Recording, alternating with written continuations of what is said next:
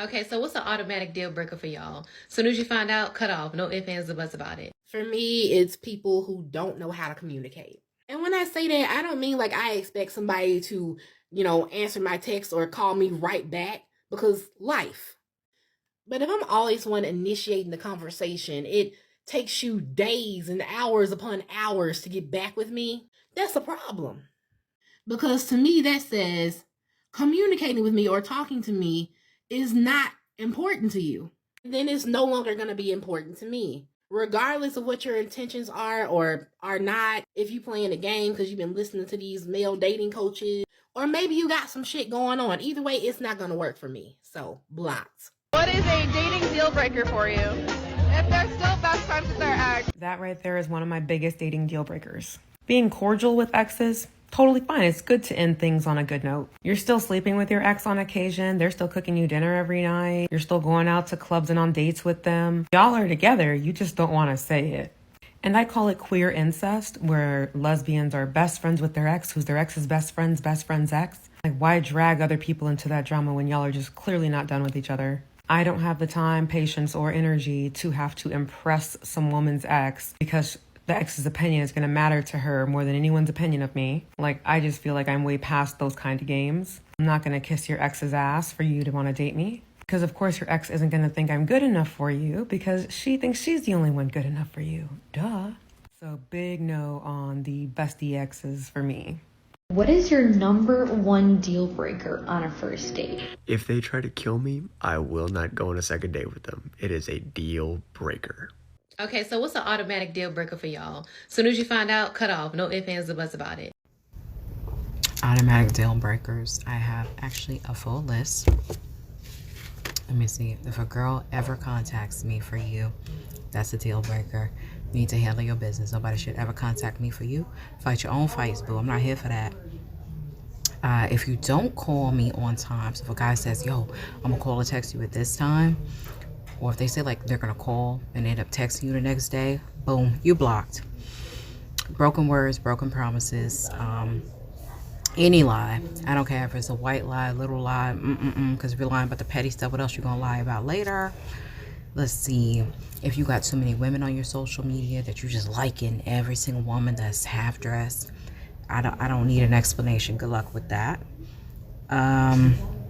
If you go missing for more than 24 hours and you're not like in a hospital, good luck in life, because what are you doing if you're not talking to me within 24 hours? Like, you couldn't call, you couldn't text, you couldn't hit me up at all for nothing? Ooh, that's okay. Any signs of anger issues, literally, and this is for like the early days, if we're like talking, we going on dates, if we do end up actually becoming an official dating serious situation, I would say maybe the first 6-7 months, if I start to see anger issues or it's for unnecessary things, you make me feel uncomfortable in your presence, you flip out on somebody in front of me, you can't check that, that's definitely going to be it. I would say another thing that's an automatic deal breaker for me is signs of being cheap. You have to watch out for that, because some guys, they will like spend a lot of money early on and then they might do a little testing. And so if they show signs of being cheap, I'm out of here.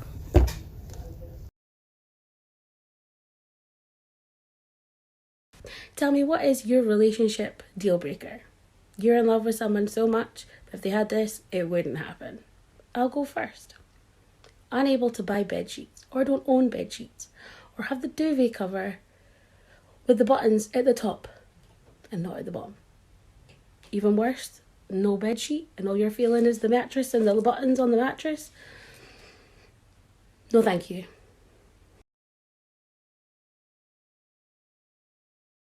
If you see this on your For You page, I want you to stitch this with your deal breakers. Like, what does a person need to do for you to know exactly that you will not want to date them? I have two, and I'll go first. So one thing that I always ask people that I'm talking to know if they're right for me is like, oh, what do you want to do in the future? If they go like, oh, I don't know, I might have like a boring job, I don't really care, that's a no for me. But you tell me you have a crazy dream and you're super ambitious and you want to be the best, I'm like, that's my guy. The second is, would you wear a dress, paint your nails, or let me do your makeup? Listen, I hate toxic masculinity, so if your answer is yes, we're dating.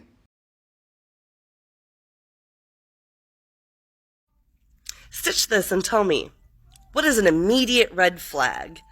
That you will yeet somebody, fire them, cut them off like a dead leg. I'll go first.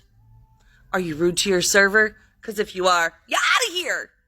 You're out. In dating, what's a deal breaker for you? I'll go first. If you cheat on me, that's it. I don't care what your reasoning is, what your excuse is. I don't care how many miles I was away in this country. If you cheat on me, it's over. What's a deal breaker for you? In dating or a relationship? Hey guys, I'm here with Kelsey. Okay, what is the biggest deal breaker in a relationship? I would say if the person's not loyal, like if you can't trust them. Period. I'm here with Jenna Davis. What is the biggest deal breaker for you in a relationship? Ooh, I'm picky, so there's a lot, but if I had to pick one, I'd probably say the biggest thing is like if they're caring and they really care about you, but they also care about other people genuinely too, so it's not fake. No fake people here. We don't want that. Yes, no fake ones allowed. Period. Tell me something that is a total deal breaker in a relationship. I'll go first. Smoking cigarettes is something that is definitely a deal breaker for me. And also dirty fingernails. Hate it, hate it, hate it. Tell me one thing you will not tolerate in your next relationship. There's honestly a whole list of them, so I'm going to list them. I know you said one, but I don't have just one. First one, the double standards in a relationship. If you don't want something done to you, don't do it to me. 2, lack of communication, or rather not feeling safe to be able to communicate with someone how they've made me feel. Because if I don't feel safe and that I'm going to get compassion and empathy, then I'm not going to open up about it.